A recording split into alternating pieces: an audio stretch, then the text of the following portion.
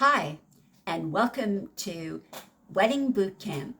I'm Ida Mae Hansen in a series of wedding help tips, whatever you want to call them, just to facilitate your job that's coming ahead of you in planning your wedding. I'm going to make this the sixth video and continue talking about traditions because there are so many traditions that you can add to your ceremony. Whether you call them traditions or elements, they are little pieces that are added to your wedding ceremony to personalize it, to make it yours, to make it an expression of you as a couple. One important tradition that I love to do is community consent. After welcoming everyone to your wedding, after asking your consent, do you come here of your own free will? After that, I ask the community to stand, and I usually ask them three important questions. I ask them to answer me nice and loud with a big yes. And I'm asking them if they're going to support you as a couple throughout your married lives.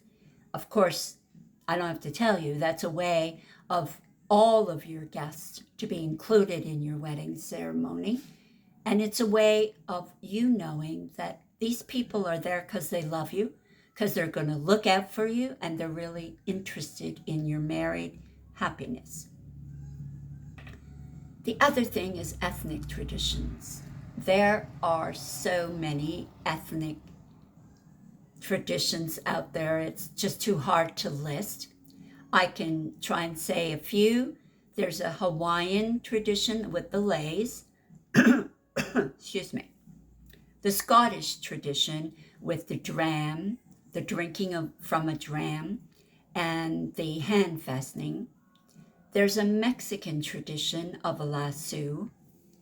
There's a China tradition of a bow and arrow. Now, I know these all sound different and maybe funny to you, but your ethnic background decides what ethnic element you want to add to your wedding ceremony. One important thing that you can add to your ceremony is your love story. Maybe your family knows, maybe your best friend knows how you met, where you met, what circumstances, when he proposed. Maybe some people know, but I'm sure not all of your guests will know your love story. Here's the time to let them know. Write this love story. Write it together. Give it to your officiant, and your officiant will somehow include that love story into your ceremony or say the reading as you write it. It's completely up to you at this point. But again, you invited these people to the wedding. They've come from far, they've come from near, but they've come because you invited them because they care for you. And you want them to enjoy the day. How better to enjoy the day than to know how you two met? Rather than go around later and trying to explain to everyone from table to table how he proposed or how you met, you can just include it in your wedding ceremony. One element to add to a wedding ceremony is kind of a downer, but on the other hand, it's kind of necessity. As we grow up, we have people in our lives that touch our lives dearly, and they pass. Whether they be grandparents, friends, family, whatever. This is the time to acknowledge that they are no longer with us, but that they are going to be missed. And you can do this in several ways. You can simply have your minister say a very short sentence about acknowledging the loved ones that could not be with us. You can take a chair up front and put a single rose on the chair, and you can put a little saying just on the chair saying it's in honor of those loved ones who couldn't be with us. Or you could have up front to the side a very small table with a picture frame saying that your feelings about that missed person. So the way you do it is completely up to you, but it's just that you do it. You won't be judged on it, and it's not really a time for crying, but it's a way of just acknowledging that grandma that you were so close to, that all of a sudden passed away before you were married, and now you regret that she isn't there at the wedding to see you walk down the aisle. So this is just a way of acknowledging that grandma. Of course, the other way is to carry little pictures tied to your dress, to your jacket, men's jacket, or your bouquet. You can have that included in your bouquet. But there are many ways of acknowledging the loved ones that cannot be there, and that's probably how you can do that. Another way is second time around. There are people out there that have been married, their loved one, their spouse, were through divorce or death, have now chosen to remarry. And in this day and age, it's very acceptable to have a second time around.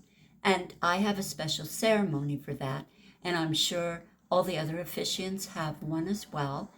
And you just acknowledge through the ceremony that this is your second time around. So you're not going through all the hoops that you would have done the first time. It's a more simpler wedding, but you're acknowledging to your guests that this is your second time around and just explaining a little bit about it. The other is loved ones. And when I say loved ones, they don't necessarily mean people. There are a lot of people that love their dogs and their cats and any other pet. This is also an added element where you can do a reading, you can do a poem, you can include a picture of your dog, you can have your dog walk down the aisle carrying your rings as the ring bearer. Today, anything goes, as long as you've got an officiant that's willing to go with it. So my advice to you on this second half of traditions is a wedding ceremony is, like I said, you standing in front of your family and friends declaring you as a couple wish to live together for the rest of your lives. But in that, you want to include something that touches you, that makes you you as a couple. And these elements that I've just spoken to in the last two videos are things you can add that are special to you. So if you've gone to weddings and they've just been the traditional wedding, you probably don't remember all of the wedding or if any of the wedding. But I promise you, if you add any of these elements or traditions, whatever you want to call them, your guests will remember that you did that. And they will remember your wedding. So if that's what you want, then add something special to you both. Thank you for watching this 6th video in my series. I'm Ida Mae Hansen from Wedding Boot Camp, and I hope you enjoyed this, and I hope you will share this video series with your engaged friends. Thank you for watching. Have a great day.